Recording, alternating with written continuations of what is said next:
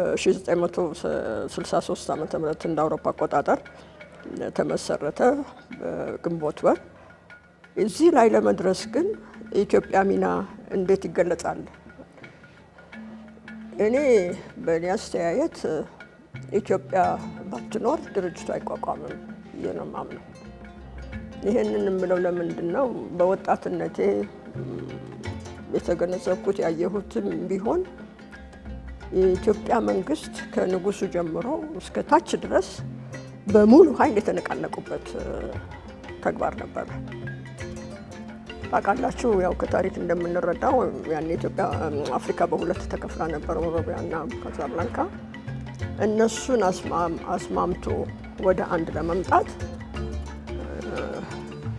ከንጉሱ ከአፄ ኃይለ ሥላሴን ጀምርና ጠቅላይ ሚኒስትሩ አሉ። ከዛ ደግሞ አቶ ከተማ ይፍሩ፣ ጠቅላይ ሚኒስትር አቶ አክሊሉ ሀብተወልድ።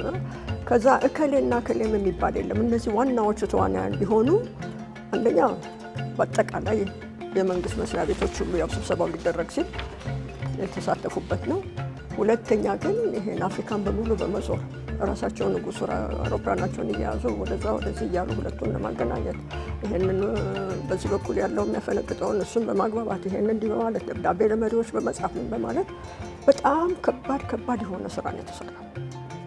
መጨረሻ ላይ በዛም በዚህም ተብሎ ንኩርማም እምቢ ብለው በኋላ በእነ ሴኩ ቱሬ ሁሉም ተጽዕኖ ተስማምተው እሺ እንሰብሰብ አዲስ አበባ ላይ እና እንነጋገር ተባለ።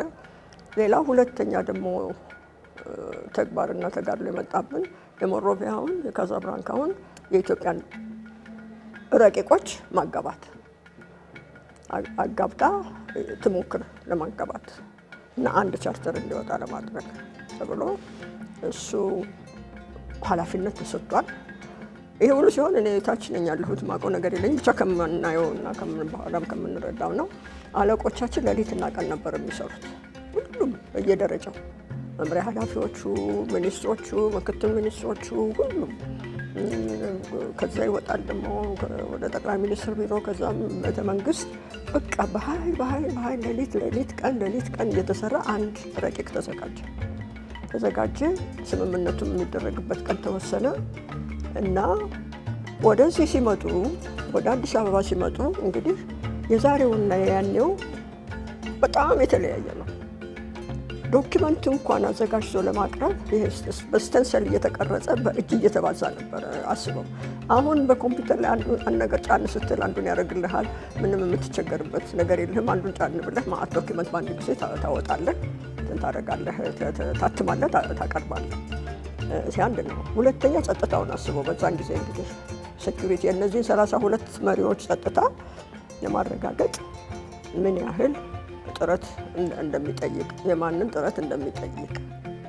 ሶስተኛ ራሱ እዚህ አግብተህ ሆቴሉ ምናምኑ እነሱ የሚስተናገዱበትን ለማዘጋጀት ይሄ ሎጂስቲክሱ ብቻ ስታየው በጣም ከአቅም በላይ የሆነ ነበረ። ነገር ግን አንድ ጊዜ እኛ ኢትዮጵያኖች አንድ ጊዜ ከወሰን እስከ መጨረሻው ድረስ እንሄድበታለን። በመሀከል ላይ አናቋርጥም። አይደለም እንዴ? ይሄ ነው ጦርነትን ብንሄድ ይሄው ነው። ጠላት ቢመጣብን እንደዚሁ ነው።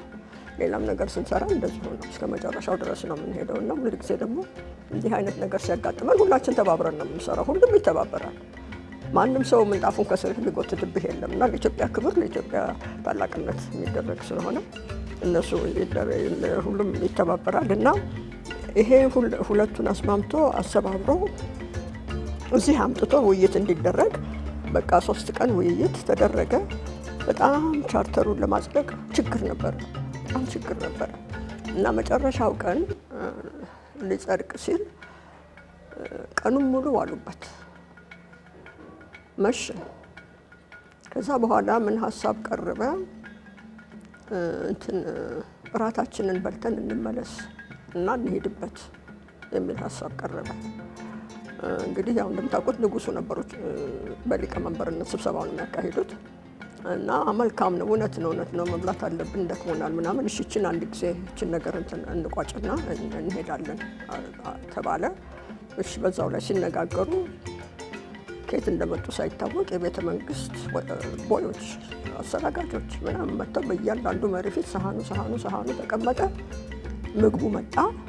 እኔም ማቀርብላችሁ ሀሳብ እየበላን እንነጋገር፣ ለምን ጊዜ እናጠፋለን ብለው ንጉሱ ሀሳብ አቀረቡ። ሁሉም ሰው ገባው። ይሄ በጣም የረቀቀ የዲፕሎማሲ አካሄድ ነው። ከወጡ እንደማይመለሱ ይታወቃል። ሁሉም ባይሆኑ የተወሰኑት እንደማይመለሱ ይታወቃል። ስለዚህ ለምን እዚሁ እያለን ተባለ። ሲሉ አድረው ወደ ንጋት ጋር ሲደርሱ ቻርተሩ ጸደቀ።